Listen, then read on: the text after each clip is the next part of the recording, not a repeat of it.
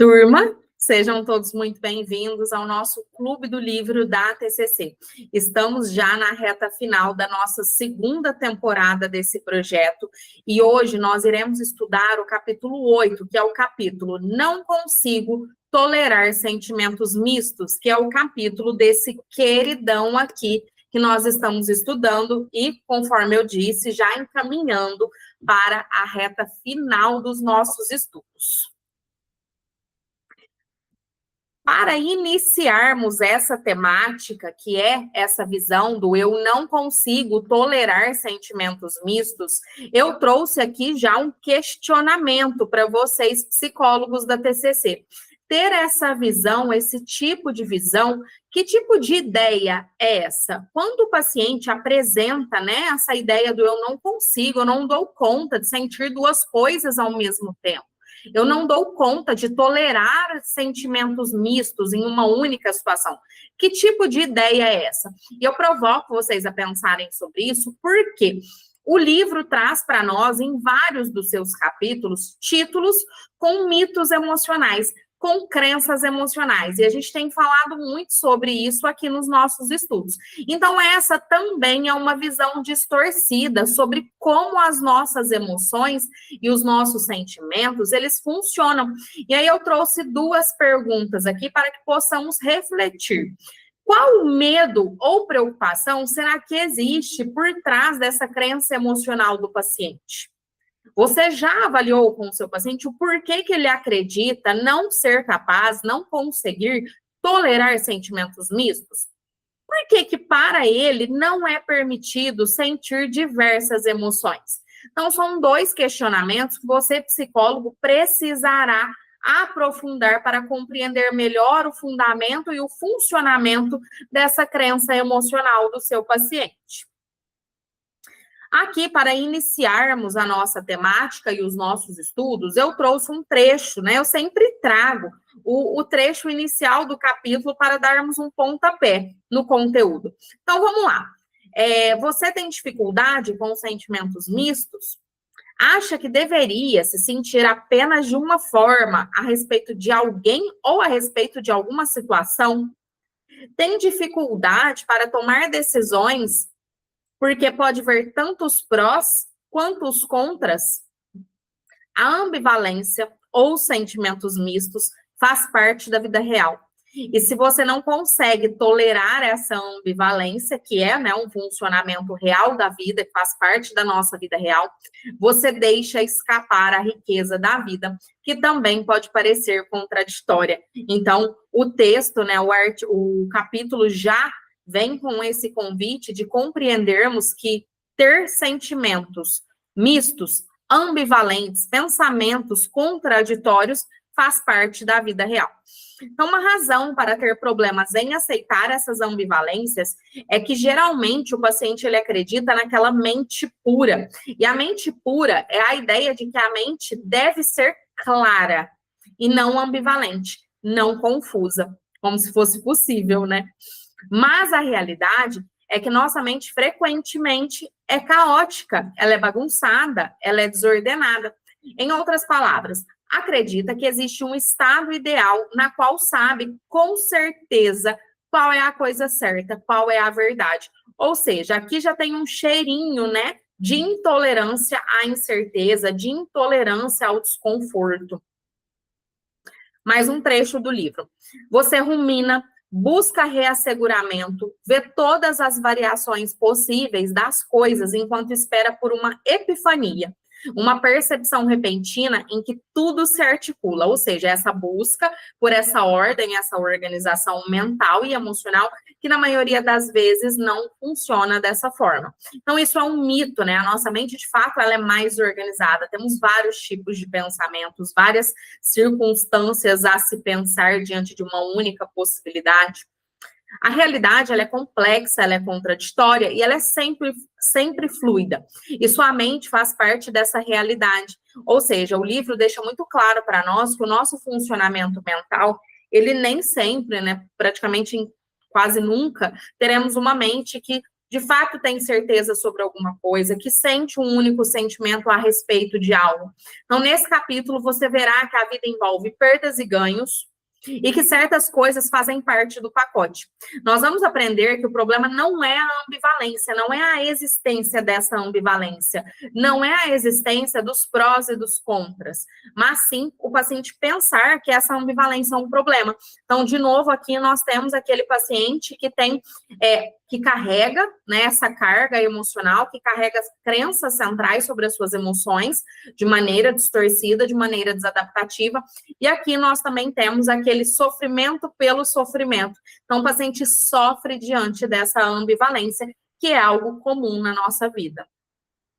Igual eu disse, nós temos ali já um cheirinho, né, de intolerância à incerteza. Então, trouxe essas observações aqui. Então, além de haver essa intolerância à incerteza, nós temos também um desejo muito irreal, nós, os nossos pacientes, temos desejos muito irreais e disfuncionais do ter tudo. Então, eu acredito ser capaz de tomar uma decisão na qual eu consiga ter certeza absoluta de todas as possibilidades que envolvem aquela decisão. Eu tenho a certeza irreal, disfuncional, de que é possível escolher duas possibilidades sem que eu perca uma delas. Então, conforme o próprio texto nos diz, vem para nos mostrar que, olha, para tudo há uma escolha. Nós temos duas alternativas e uma delas ali vai fazer com que eu perca a outra. E nosso cérebro tem essa dificuldade de compreender isso. Então, não é possível ter certeza de algumas coisas. É por isso que essa ambivalência incomoda tanto. Não é possível ter tudo. Inclusive, quando eu tenho uma incerteza, o meu cérebro, ele se sente desconfortável. Por quê? Porque ele queria ter tudo, ele queria ter todas as evidências, todas as possibilidades, todas as probabilidades, todas as vantagens. Isso não é possível. Não existe, não é possível ter tudo, não é possível ter 100% de alegria, 100% de satisfação. Para tudo nessa vida, há níveis e graus de tipos de perdas. Então, nós iremos trabalhar nessa regulação emocional com o paciente e até mesmo nessa reestruturação cognitiva, nessa mudança de percepção sobre isso. Então, aqui nós temos o clássico, né, daqueles pacientes que trazem pensamentos, cognições disfuncionais do tipo tudo ou nada, 880, ou isso ou aquilo. Ou eu sinto alegria, ou eu sinto tristeza. Ou eu sinto tristeza, ou eu sinto frustração. E o paciente, ele precisa compreender que não é tudo no preto e no branco, não é tudo ou nada, 880. Existe um espectro dentro das nossas emoções. E a dúvida, né, aqui eu trouxe também essa observação não está lá no nosso livro, é uma observação que eu trago para vocês, que a dúvida de si mesmo, a dúvida das suas escolhas, a dúvida das suas decisões, de como eu decido, faz com que eu me sinta muito desconfortável também com os prós e os contras das opções. Então, geralmente, o paciente ele tem essa baixa autoconfiança, baixa autoestima em suas tomadas de decisão, e é por isso que ele quer ter tanta certeza das coisas, porque ele não se sente seguro, então ele não confia, ele duvida da sua decisão. Então, ele tem duas opções, a A e a B, e aí ele quer escolher uma das duas, e ele tenta tomar a decisão ali, e aí, independente de qual ele escolhe dessas opções, ele ainda fica desconfortável, porque ele se questiona, e se eu tivesse escolhido a outra? E se a outra fosse melhor? E se eu tomei a decisão errada? Eu não poderia ter ficado com as duas opções, eu não poderia ter ido pelos dois caminhos, e esse é o sentimento de ambivalência. Então, nós precisamos trabalhar com o nosso paciente nesse fortalecimento da tomada de decisão. Quando escolhemos uma opção, automaticamente nós perdemos a outra, e isso faz parte da vida. Ensinarmos, né, os nossos pacientes a confiarem em si mesmos, em suas decisões. A partir do momento que aquela decisão foi tomada, eu preciso confiar nessa tomada de decisão. Então, eu tomei uma decisão com base em quê? Se eu não estou seguro disso, então nas próximas decisões eu preciso aprender a tomar essas decisões mais bem fundamentadas, mais pensadas, claro, mas nunca buscando ali abranger todas as possibilidades, alcançar todos os benefícios de todas as possibilidades, porque isso não é possível. Então eu trouxe o exemplo prático aqui do livro. Nicole se encontra em um dilema semelhante. O livro traz mais de um exemplo, tá? Por isso que tem aí um dilema semelhante. Mas sua ambivalência é em relação ao seu emprego. Ela trabalha para uma pequena empresa de tecnologia. As horas são longas, o trabalho é imprevisível e o chefe da equipe algumas vezes é irracional. Mas ela adora o que faz, acha que está aprendendo muito e há grande potencial para crescimento. É um pensamento, né? Não sei. Eles nos dizem para seguirmos nossos sonhos. E acho que este era o meu sonho, mas algumas vezes é aborrecido, é frustrante e simplesmente não sei como me sinto em relação a essa situação. Então, Nicole acha que não deveria se sentir ambivalente sobre o seu trabalho. Por quê? Porque tem prós e contras, tem ganhos e perdas, tem vantagens e desvantagens. Então, é por isso que ela tem esse incômodo cognitivo e emocional. Então, ela acha que este deveria ser o seu sonho. Então, ela também acredita, né, aquela intolerância ao desconforto, de que ela acredita que o sonho deveria ser perfeito, deveria ser 100% satisfatório. E na vida real não é bem assim que acontece. Em um relacionamento, tem vantagens e desvantagens. Em um bom emprego, tem vantagens e desvantagens. Em um emprego ruim, tem vantagens e desvantagens. Essa é a vida. Então, ela continua pensando que deveria estar em um trabalho dos sonhos, que jamais deveria se sentir aborrecida no trabalho e que ou alguma coisa errada com ela, ou esse não é o trabalho certo. Então, percebam, ela tem ali uma série de benefícios em estar nessa empresa e ela tem uma série de prejuízos em estar ali, assim como em qualquer outro lugar, mas ela tem esse desconforto porque ela acredita que deveria ser perfeito. Nicole não consegue tolerar sentimentos mistos sobre o seu trabalho. Então, o processo terapêutico vem para ajustar essas emoções do paciente, para reestruturar a visão que ele tem sobre algumas coisas, para ajustar as expectativas, principalmente que o paciente tem sobre essas coisas. E aqui não quer dizer em nenhum momento, turma, que eu, não quero dizer em nenhum momento que Nicole, aqui do exemplo, deveria aceitar qualquer tipo de emprego, não é isso. Porque parece, traz a sensação de que então, se em todos os lugares tem vantagens e desvantagens, qualquer coisa serve. Não, aqui não tem um gatinho lá do Alice no País das Maravilhas.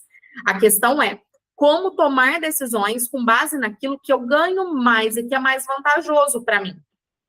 E quais são as minhas expectativas sobre isso?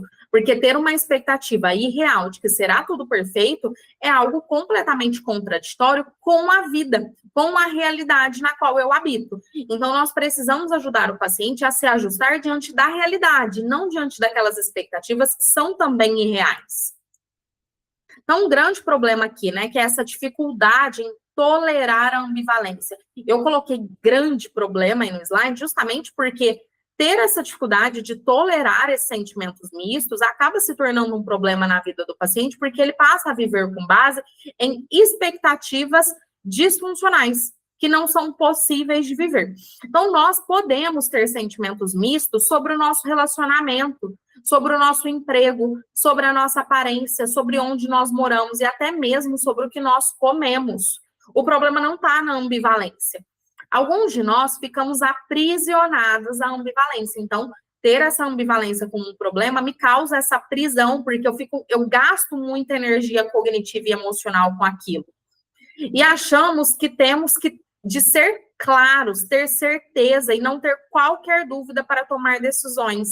Gente, o simples fato de ter escolhido tomar água aqui agora, nessa gravação, me faz ter perdido a possibilidade de beber outros líquidos.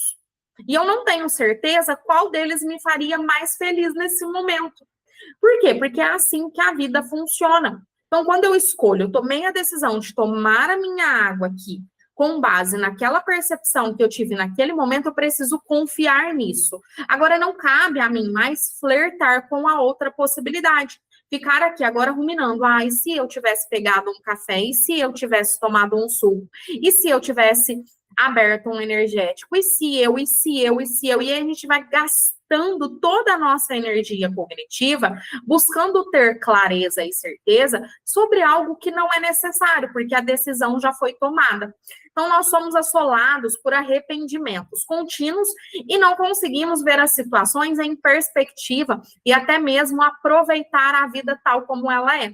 Então, ao invés de aproveitar a minha água que está aqui nesse momento, a minha água gelada, refrescante, que está me dando mais energia para falar com vocês, eu estou gastando a minha energia cognitiva. Gente, quando eu utilizo o termo energia, aqui eu estou falando do fluxo de ocorrência, tá? Não de energia mitológica, nada disso. Então, quando eu gasto aqui, né, esse fluxo de pensamentos, olhando para aquelas possibilidades que eu não utilizei, eu entro em sofrimento, ao invés de aproveitar o simples fato de que essa água está aqui agora. E a gente ensina isso ao paciente com psicoeducação, com descoberta guiada, ensinando o paciente a tomar decisões com base na racionalidade, não nas emoções. Para isso, nós temos as técnicas da TCC, porque, claro, o paciente ele tem que aprender a tomar decisões, né? A gente não quer que o paciente saia também enfiando o pé em tudo e tomando qualquer decisão sem pensar em prós, contras, etc. Não é isso. Mas a gente também quer que esse paciente aprenda a tomar decisões e confiar nessas decisões, porque a decisão que ele tomou foi bem fundamentada, ele escolheu de forma adequada aquela situação, ele tomou aquela decisão de forma racional. Então, aqui existem prejuízos, né, dessa intolerância à incerteza, dessa intolerância à ambivalência. Talvez o problema seja que você acha que sentimentos mistos, ambivalentes, sejam um problema. Então, acaba ativando ruminação. Igual eu falei, né? Eu fico aqui flertando, ruminando com aquela outra possibilidade que já nem existe mais. A busca por reasseguramento. Então, eu busco, né? Será que realmente eu deveria ter tomado essa decisão? O que você acha? Deixa eu ver aqui onde eu posso me amparar. A procrastinação, porque pacientes que têm esse desconforto com a ambivalência acaba procrastinando mais justamente para não tomar decisões. E procrastinar, gente, pasmem, é também uma decisão, é também um comportamento. Evitar tomar decisões é também um comportamento. Então, e outras estratégias que não ajudam a resolver o problema de fato. Então, claro, essa intolerância traz, sim, prejuízos significativos para a vida do paciente. E é por isso que o livro traz essa temática, para que a gente possa trabalhar isso em nossos consultórios. Aí eu trouxe aqui para vocês esse checklist da ambivalência, porque esse checklist está disponível para vocês lá no livro, que é essas crenças, né, para o paciente preencher aí, né, identificar qual tipo de crença que ele tem sobre a ambivalência. Então, ali as crenças que o livro apresenta para nós. Tenho dificuldade com sentimentos mistos, com frequência rumino sobre o fato de ter sentimentos mistos. Acho que eu deveria ter clareza sobre a forma como me sinto. Acho que se eu tiver sentimentos mistos, então alguma coisa está errada. É difícil tomar decisões quando tenho sentimentos mistos. Então, aqui é um checklist para vocês avaliarem com o paciente quais são as crenças desses mitos, quais são os mitos que esse paciente carrega sobre essas emoções ambivalentes.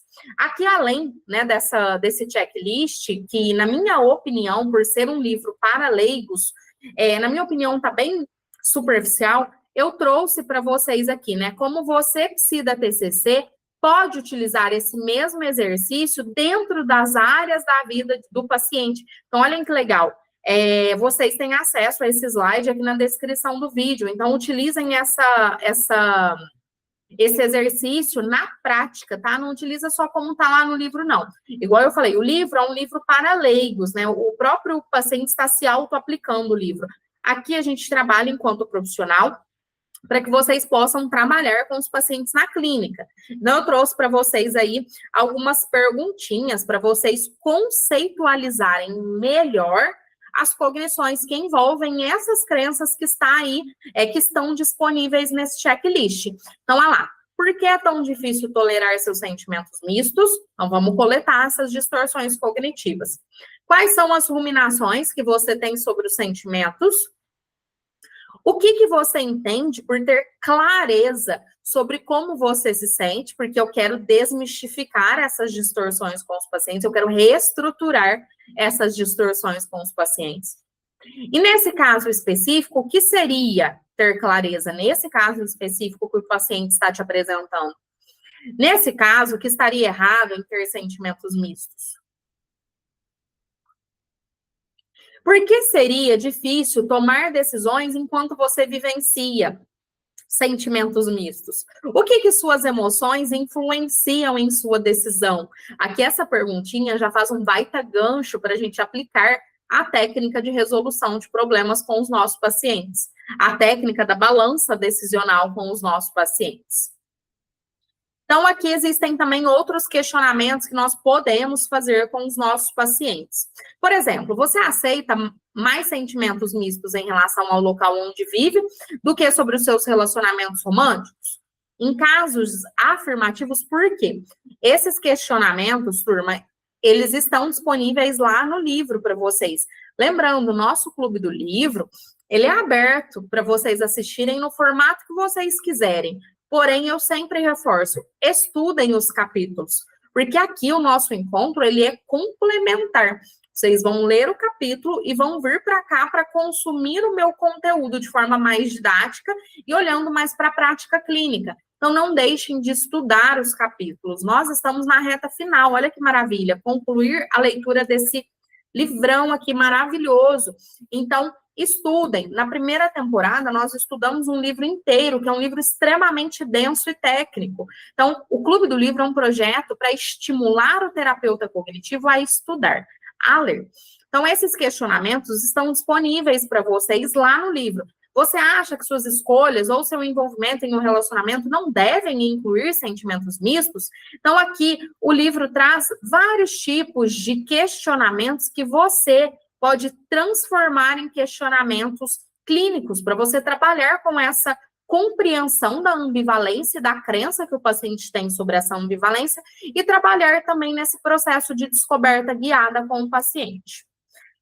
Em que áreas da vida, né, você tem mais dificuldade para aceitar essa ambivalência? Quando se sente ambivalente, você acha que precisa se livrar dessa ambivalência? E por quê? Então, percebam que são questionamentos para conceitualizar bem o funcionamento do paciente. Porque, lembrando, não dá para trabalhar com intervenções de reestruturação cognitiva se eu não tiver compreendido bem o mecanismo, o modelo cognitivo do paciente referente àquela distorção cognitiva. Então, mais um exemplo do livro.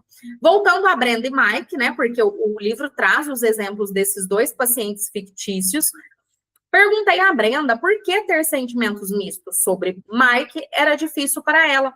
Brenda me olhou com uma expressão surpresa e disse, eu não deveria saber como realmente me sinto? Ela acredita que ela deveria saber como ela se sente. E aí, vamos dar uma olhada, né? Aí o terapeuta responde, sim, e acho que você sabe como realmente se sente. Você tem sentimentos mistos. O que você tem é ambivalência. Então, Brenda, aqui, turma, já sabe como ela se sente. Só que ela percebeu que ela se sente de forma ambivalente. Ela tem dois sentimentos em relação a Mike. Ela tem duas opiniões em relação a Mike. Então, isso gera um desconforto nela, porque ela acredita que deveria ter clareza sobre a opinião e sobre o sentimento dela. Então, Brenda riu, mas ainda achava que não deveria ter sentimentos mistos. Ela perguntou, eu não deveria saber como me sinto? Retruquei que ela conhece os próprios sentimentos, e eles são mistos. Então, falamos sobre o fato de ela ter amigos de longa data, sobre os quais tem sentimentos mistos que aceita, e a possibilidade de que isso também seja válido em relação a Mike.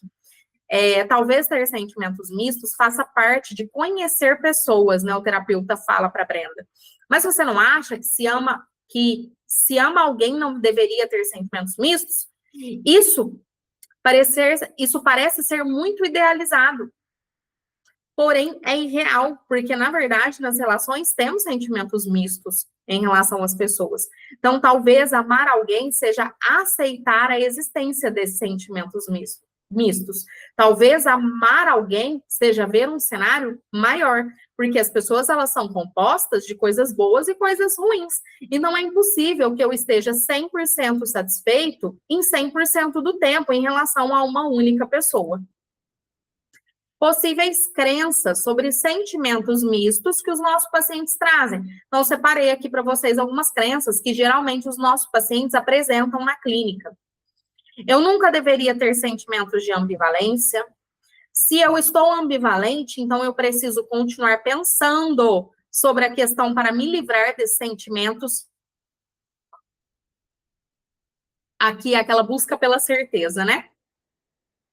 Outras pessoas podem me ajudar a me livrar da ambivalência. Preciso mudar tudo pelo que me sinto ambivalente. Então, preciso mudar toda a minha situação para eu voltar a ter clareza sobre os meus sentimentos. Se eu me sentir ambivalente, então eu não posso tomar decisões. Somente pessoas neuróticas, ansiosas e deprimidas se sentem dessa forma. Quase todas as pessoas estão completamente seguras sobre como se sentem. Olha o nível de expectativas desajustadas que os nossos pacientes trazem ao consultório. Porque não, né? As pessoas não estão completamente seguras, porque elas também são seres humanos, com emoções, com opiniões. Então, o que nós podemos, enquanto terapeutas, fazer com essas crenças, com essa visão, com essas cognições dos nossos pacientes? Primeiro, conceitualizar e compreender essa crença dentro do modelo cognitivo comportamental. Nós precisamos psicoeducar sobre o funcionamento das emoções, porque às vezes o nosso paciente não conhece as emoções. Então, a gente precisa psicoeducar sobre as emoções, sobre o funcionamento das emoções. Desde o início do tratamento deles, faz parte do plano de tratamento pelo viés da TCC. Nós iremos utilizar o questionamento socrático, a descoberta guiada e as técnicas da TCC com foco em reestruturação cognitiva voltada a modificar essa visão do meu paciente, voltada a modificar essas ideias que o meu paciente tem sobre o funcionamento das suas emoções, sobre o funcionamento das suas emoções dentro daquele contexto que está causando um sofrimento para ele. Então, é esse o trabalho que a gente faz com as crenças, o trabalho que a gente faz com essas crenças, com aqueles mitos emocionais que a gente tem trabalhado tanto aqui no nosso Clube do Livro, que é basicamente o mesmo trabalho que a gente faz com qualquer outra crença central. Então, trouxe aqui mais um trechinho do livro, né? Sobre o que fazer com essas crenças. Se você se acha que não deve ter sentimentos mistos, você terá dificuldade para tolerá-los. Por quê? Justamente porque se eu acredito que aquilo está errado, é difícil tolerar algo que eu acredito que seja errado. É difícil conviver com algo e aceitar algo que eu creio que é errado.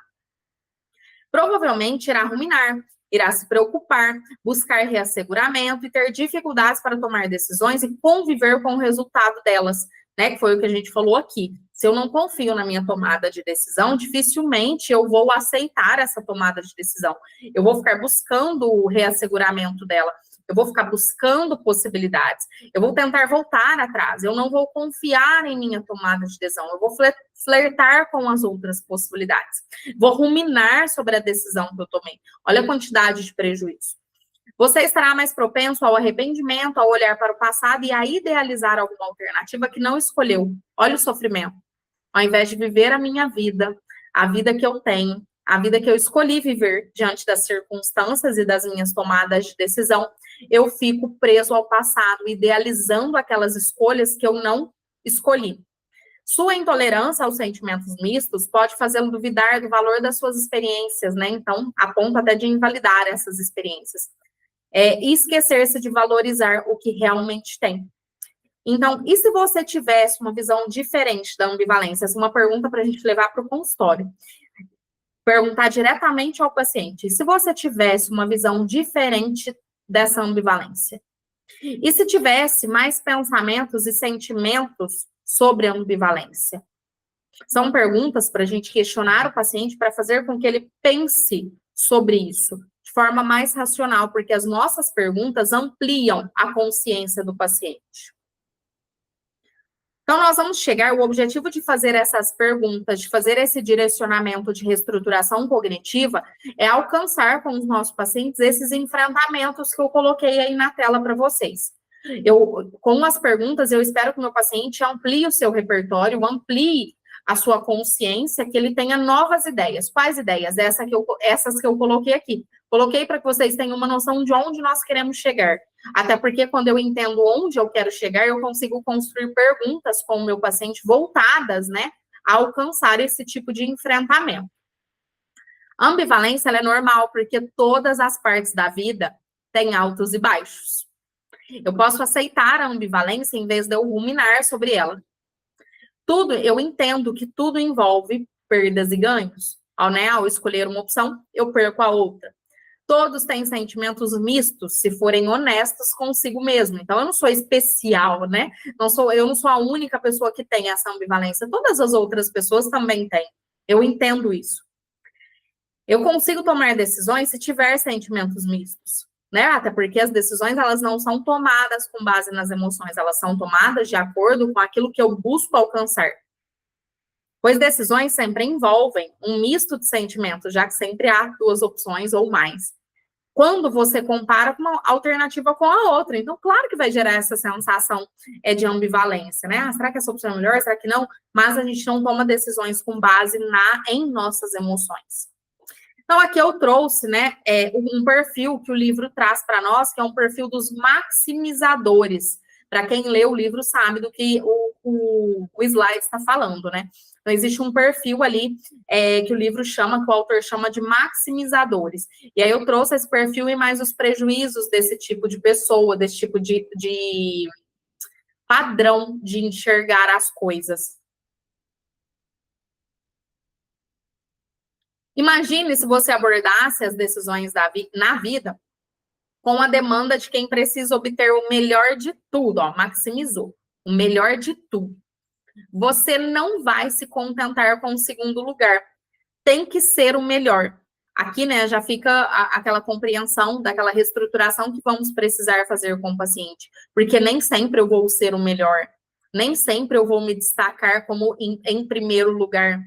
Nem sempre aquele primeiro lugar será alcançado por mim. Então, os psicólogos se referem a essas pessoas como maximizadores. Esses maximizadores, eles são os perfeccionistas. Quando se trata de determinadas decisões, não se contentam com menos. Então, ele nunca está satisfeito, né? Ele nunca está satisfeito, nunca está vivendo a sua vida em plenitude, porque nada é bom o suficiente para ele. Então, eles continuam procurando. Então, eles procuram um parceiro perfeito, então troca de parceiro, mas o parceiro nunca é perfeito o suficiente para ele. Ele busca o emprego perfeito, os amigos perfeitos, e isso é interminável. Essa pessoa mais busca do que tem, de fato. Né? E isso não traz felicidade, isso não faz com que esse paciente se sinta feliz. Por quê? Porque é uma busca inconstante, interminável e completamente fora da realidade. Isso sim significa perder tudo. Perder a felicidade, perder a vida, porque eu estou muito concentrado naquilo que eu não tenho. Você nunca está feliz ou satisfeito com nada, está sempre flertando com aquilo que você não tem. Gente, e esses flertes, né, todo esse conjunto de elementos, eles acontecem onde? Lá nas cognições. Lá nas cognições. Então, o trabalho aqui é com reestruturação cognitiva. Maior probabilidade de arrependimento depois que fazem uma escolha, porque se questionam se não há algo melhor no momento ou se pode haver algo melhor no futuro. Então, não há decisão nenhuma que faça com que essa pessoa, esse maximizador, se sinta satisfeito. Então, tem duas opções ali. Ele pensa nessa. Acaba que, no final das contas, ele tem que escolher alguma. E ele escolhe com base na sua perfeição, na perfeição que ele busca. Ele escolhe, só que ainda assim ele não está satisfeito, porque ele se questiona se a outra opção não era a melhor opção. Olha que sofrimento, né? Então, aqui tem os 3 Cs confundidores que o livro traz para nós, que é os 3 C, que é o C de clareza, de conclusão e de certeza. São 3 elementos que confundem as tomadas de decisões dos pacientes, a sua visão sobre algumas coisas. Então, muitos de nós temos uma mente muito confusa quando se trata de aceitar essa ambivalência. Isso porque, tipicamente, nós buscamos, né, naturalmente, a gente busca uma clareza, uma conclusão, uma certeza sobre as coisas.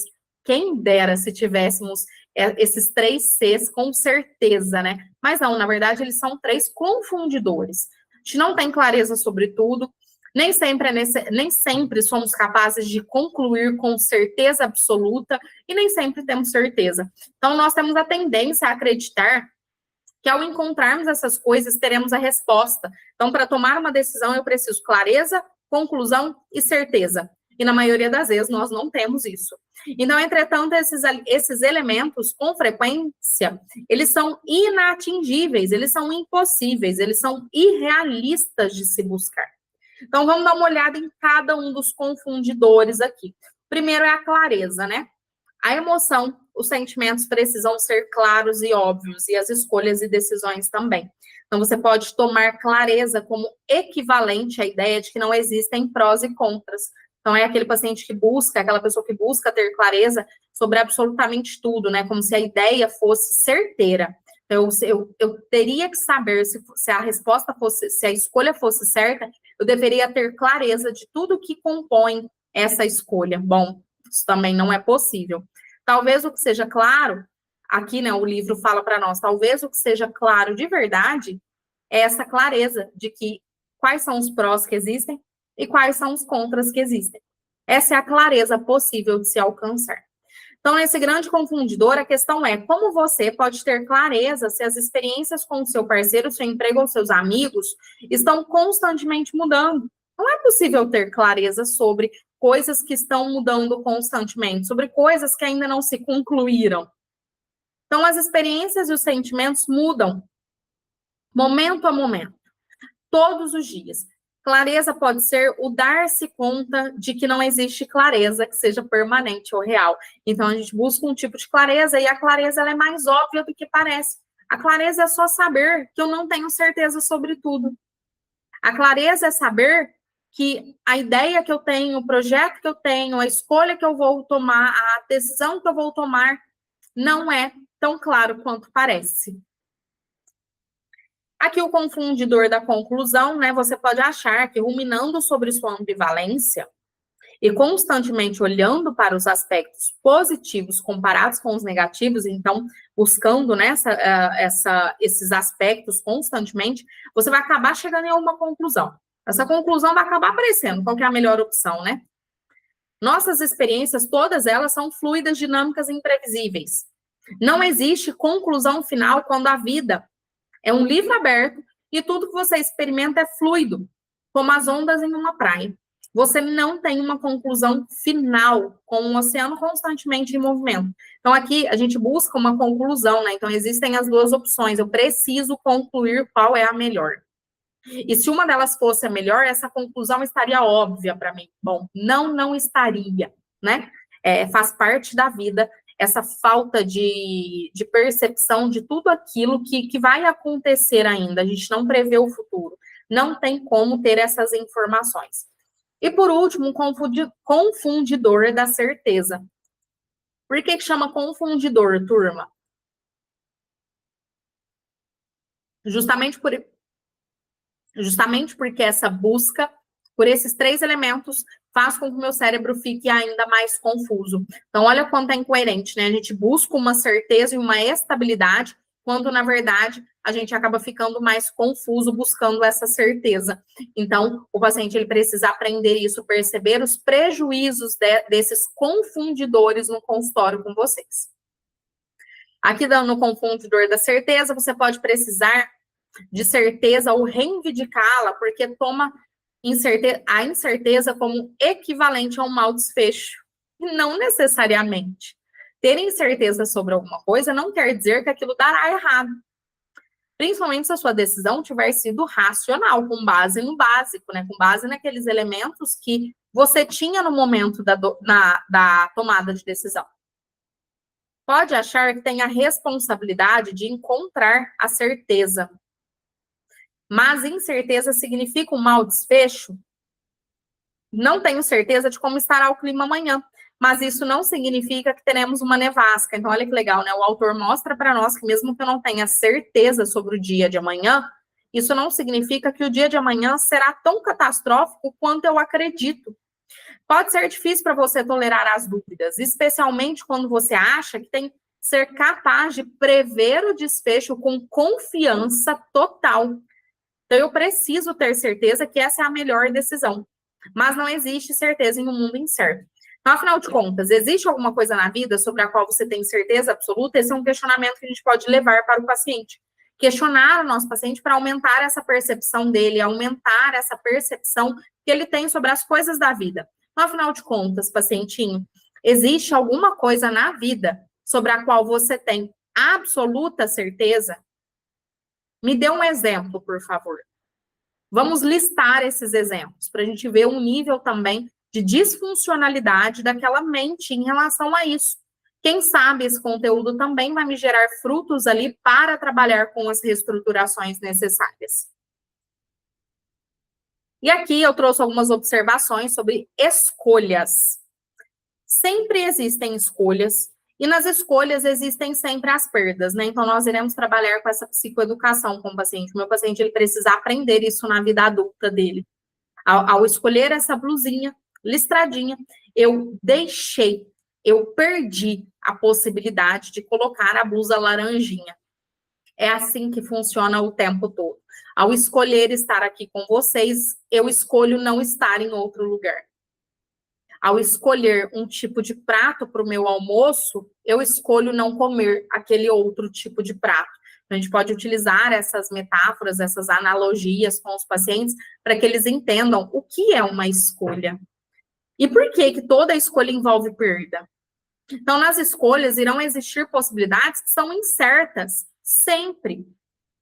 No prato de comida, por exemplo, ao escolher esse prato de comida com esse tipo de comida aqui, e perder aquela outra possibilidade, eu não tenho certeza se aquela outra possibilidade estava mais gostosa do que essa, que ia me gerar um nível maior de satisfação. Não tem como ter certeza sobre isso. Essa possibilidade, ela é incerta. Você queira ou não, o paciente querendo ou não. Por quê? Porque essa é a vida real.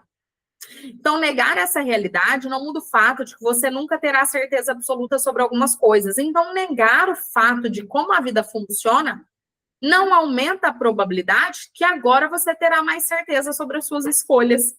Então, tenha em mente que os maximizadores que não conseguem tolerar a ambivalência têm mais probabilidade de se arrepender, têm mais probabilidade de sofrer, têm mais probabilidade de viver arrependido, de viver infeliz em relação às suas decisões e em relação aos seus desfechos. E esse diálogo, gente, a gente pode fazer com o paciente através da descoberta guiada, para ajudar o paciente a ir tomando essa consciência.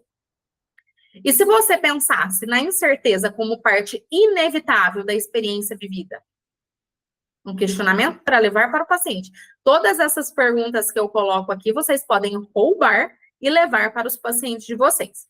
E se você aceitasse a ideia de que nunca podemos saber com certeza o que vai acontecer? O que de pior poderia acontecer? O que de pior poderia ocorrer se você não tivesse certeza sobre essa decisão? Então, aqui tem, né, algumas estratégias que são problemáticas, que geralmente são aquelas estratégias de enfrentamento, né, que o paciente utiliza.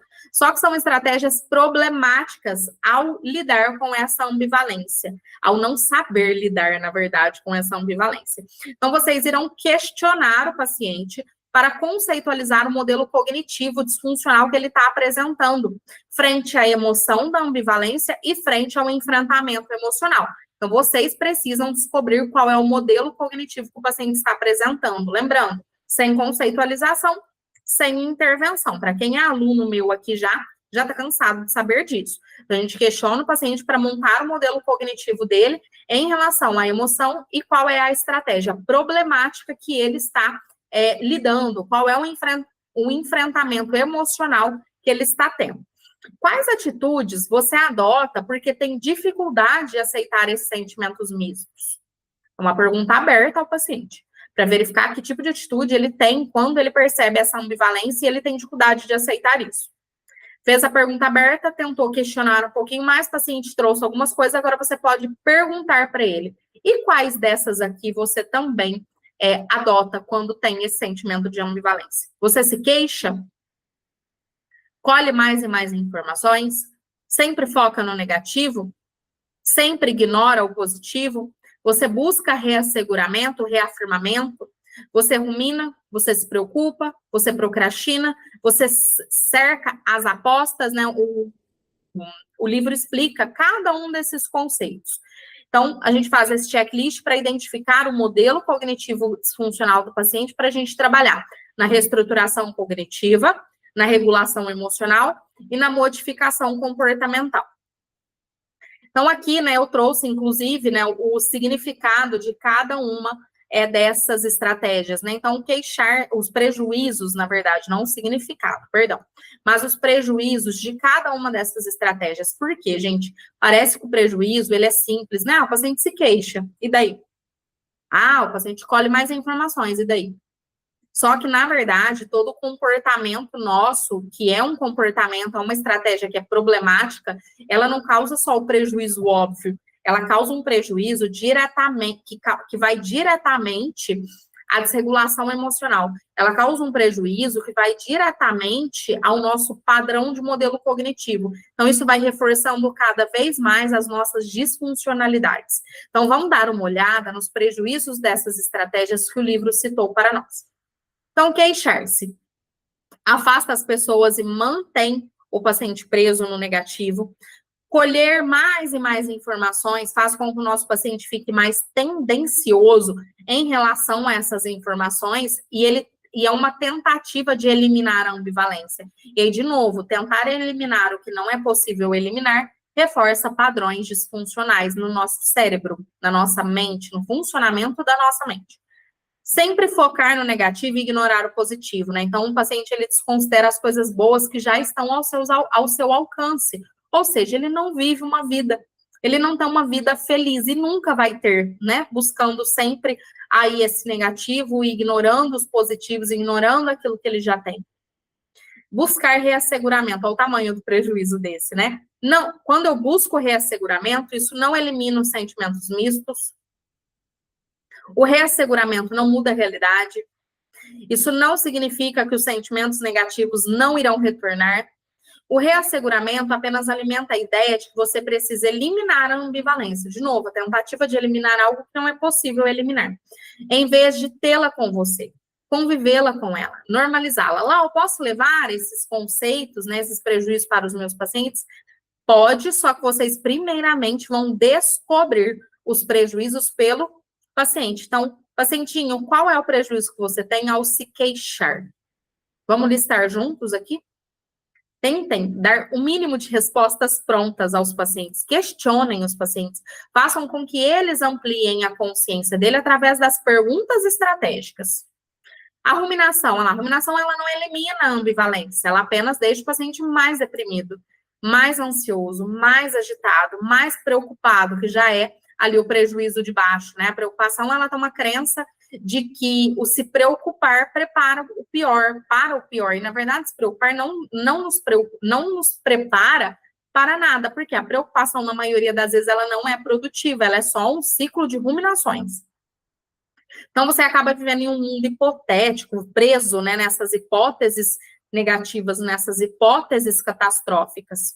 E o procrastinar, você adia, né? O paciente, ele adia decisões e isso traz ali uma paralisia para a sua vida. Então, de novo, esses prejuízos são variáveis e vocês podem alcançar essas respostas juntamente, de forma colaborativa com os pacientes de vocês. E aqui, né, o mito da mente pura, que eu citei lá no começo dos slides, lá no começo da nossa aula.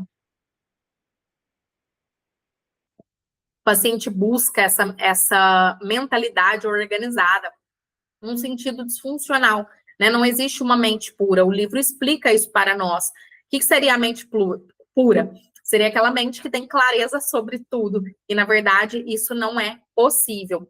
Então, as pessoas que acreditam na mente pura não conseguem tolerar sentimentos mistos, pensamentos contraditórios, falta de clareza ou emoções desagradáveis e indesejadas. Olha que mente mais organizada ao crer em tudo isso. Não consegue tolerar o ruído, a fluidez da experiência, ou seja, não consegue tolerar o funcionamento real da própria vida. As informações estão em constante mudança, e aí o paciente não consegue tolerar isso, por quê? Porque ele acredita que é possível ter essa mente pura. O paciente provavelmente nota esses sentimentos mistos sobre quase tudo que é importante. Aliás, perdão, você provavelmente vai notar sentimentos mistos sobre quase tudo que é importante para você. Isso é uma psicoeducação ao paciente.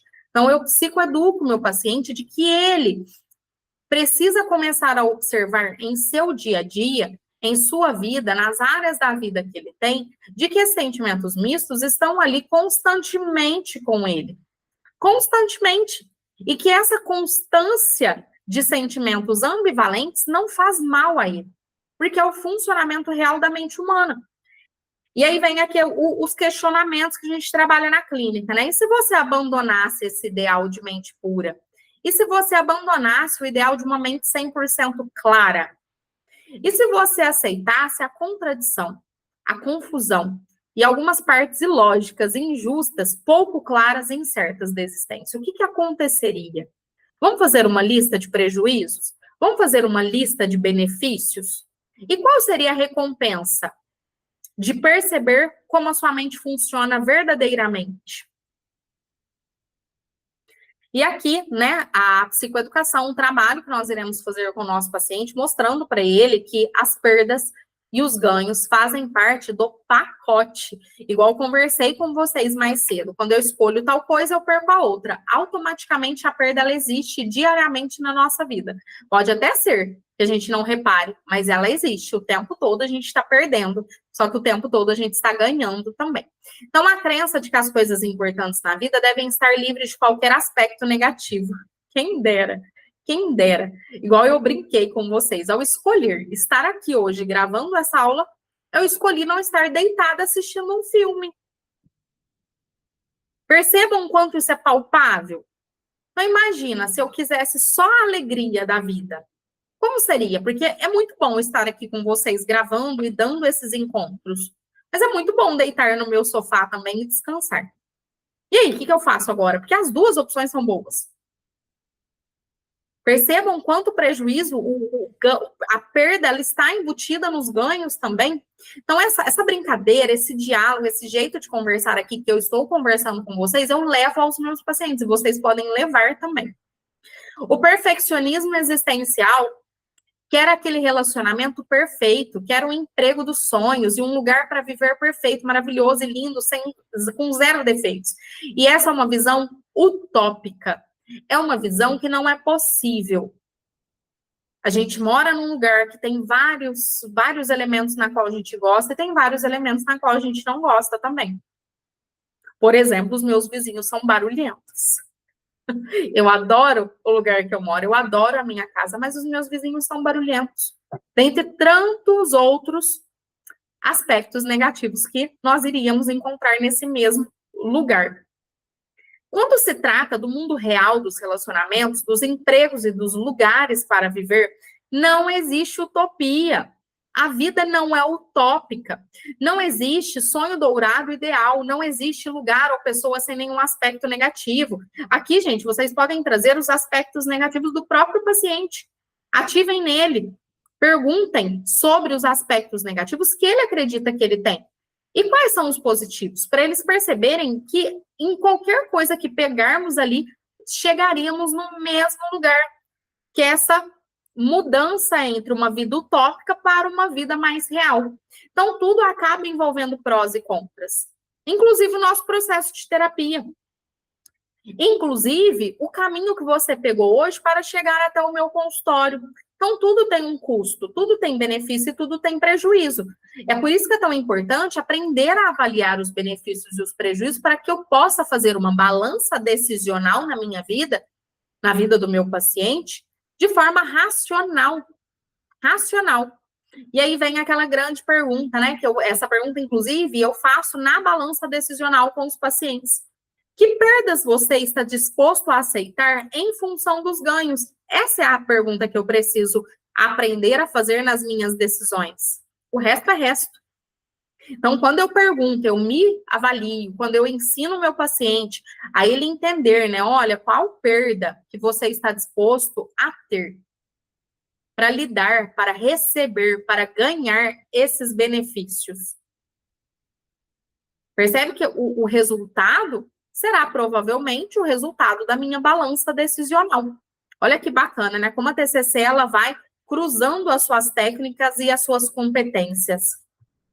Então, aqui eu trouxe também, o livro também oferece isso para nós, que é essa tabelinha de avaliação, né? Que é avaliando as perdas e os ganhos. Então, aqui a gente examina as perdas e os ganhos que o meu paciente tem nos aspectos da vida dele. Então, olha lá, relação de compromisso, estar sozinho, amizades, trabalho, onde mora, saúde, forma física e outros. Aqui, gente, é para o paciente perceber que tudo na vida tem esse aspecto positivo e esse aspecto negativo. Então, estar vivendo o seu casamento agora, quais aspectos positivos você ganha? E quais aspectos negativos você perde? Então, a gente vai fazendo esse jogo de perguntas para ajudar o paciente a ampliar a sua percepção sobre ambivalência, sobre perdas, sobre ganhos. Então, certas coisas fazem parte do pacote. E o que você não gosta agora pode ser um outro lado da moeda do que você gostou em algum momento, ou vai gostar em algum momento, em um contexto, em um tempo diferente. A vida, ela é fluida. Cabe ao ser humano, cabe ao paciente perceber essa fluidez e aceitar essa fluidez tal como verdade em sua vida, já que essa é a realidade. E aí, claro, eu trouxe para vocês aqui alguns questionamentos socráticos, né? Que são questionamentos que fazem com que o paciente reflita. Esses são os objetivos dos questionamentos, das perguntas abertas, dessas perguntas de descoberta guiada, aumentar a percepção do paciente, fazer com que o paciente aprenda a pensar, a refletir. Então, a maioria das áreas da vida tem aspectos positivos e negativos. O que isso lhe diz, então? Como que você interpreta o fato de que nada é completamente positivo? E como você interpreta o fato de que nada é completamente negativo? E o que você conclui a partir disso, então? Quais aspectos positivos e negativos são mais importantes para você em tal situação? Quais aspectos negativos você acha que podem melhorar? E como que eles podem melhorar? Outras pessoas também têm aspectos positivos e negativos? O que você acha disso? Como você acha que elas lidam com isso? Aqui vocês podem direcionar essa pergunta para as áreas da vida da pessoa, tá? Da outra pessoa. Então, outras pessoas também têm esses aspectos positivos e negativos em seus relacionamentos, em seu trabalho, em sua saúde. E se pensássemos nas trocas como parte da riqueza e complexidade da vida real? E se pensássemos nelas como coisas que simplesmente fazem parte do pacote? Olha a quantidade de perguntas que vocês podem utilizar na prática para ajudar o paciente a refletir sobre essas ambivalências. E aqui, para a gente já ir encerrando, né, o nosso encontro de hoje, esse capítulo, vamos dar uma olhada nos principais pontos que o capítulo abordou com a gente, nos nossos estudos. Veja se você tem dificuldade para aceitar a ambivalência, né? Então, nós vamos avaliar isso com o paciente. Veja se aceita sentimentos mistos em certas áreas da vida. É necessário avaliar isso com o paciente também, principalmente com esses pacientes que têm ali um nível de intolerância, né? A incerteza, a intolerância emocional. Fique aberto à ideia de que sentimentos mistos se originam da complexidade da vida e não são sinais de que há algo errado e que precisa ser reparado. Essa frase é uma frase de psicoeducação, que vocês podem psicoeducar os pacientes. Veja se a ambivalência torna difícil tolerar os aspectos negativos, se aumenta a sua insatisfação geral e se o deixa mais indeciso ou se o deixa arrependido. Isso aqui eu levaria isso aqui como uma pergunta aos meus pacientes. Considere que buscar clareza, conclusão final e certeza é uma tarefa impossível, que é aqueles 3 Cs, né, que são os confundidores. E aí, gente, é legal trabalhar isso aqui com psicoeducação. Mostra para o paciente como esses confundidores funcionam na mente dele, lá nas frases da conceitualização cognitiva que vocês conceitualizaram com as falas do paciente. Talvez a ambivalência não seja o problema, talvez o problema seja você achar que a ambivalência é o problema. E aqui eu questionaria, né, o paciente, né, quais são os problemas que você tem em relação a essa ambivalência? Trabalharia com o paciente também a não existência dessa vida utópica, dessa mente pura que ele busca. Busque o equilíbrio relativo em vez de uma experiência sem perdas e ganhos, para que o paciente busque essa vida equilibrada, essa vida que compreende perdas e ganhos. Nós precisaríamos fazer todo esse trabalho que a gente fez aqui hoje em nosso encontro, para que o paciente chegue nessas conclusões e perceba, né, para tudo há perdas e ganhos. E pense nas experiências como sinfonias, muitas notas, muitos movimentos e muitas mudanças. Se você quiser aprofundar um pouquinho dessa ideia de sinfonia, que está escrito aqui nos pontos principais, no resumo do nosso capítulo, você precisa ler o livro e entender um pouquinho ali da analogia que ele faz com essa questão. Então, esse foi o nosso encontro, né? Hoje nós estudamos o capítulo 8, que foi basicamente sobre essa intolerância à incerteza, que foi sobre essa intolerância a sentimentos mistos. E no nosso próximo encontro, nós iremos já estudar o capítulo 9. E o capítulo 9 vai responder essa perguntinha enquanto título, né? O que é importante para mim? Eu ouvi dizer que esse capítulo está sensacional. Então, estejam comigo em nosso próximo encontro. A liberação da nossa próxima aula aqui no meu canal do YouTube acontecerá na próxima quarta-feira, antes das 7h30 da noite. Eu peço desculpas para vocês, porque eu sei que vocês estão aí pensando que os nossos encontros estão atrasados, e de fato, eles deram uma atrasada aí de 2 semanas. Peço desculpas por esse atraso, mas cá estou, né, já voltando aí, já retornando para o nosso ritmo de estudos. Então, hoje estudamos o capítulo 8 e semana que vem estaremos estudando o capítulo 9 em nossa gravação. Gente, bons estudos para vocês. Desejo que vocês consigam concluir a leitura desse livrão aqui juntinho comigo e que possamos estarmos juntos novamente em nossa próxima temporada. Turma, bons estudos para vocês e a gente se vê em breve novamente com o capítulo 9. Até mais.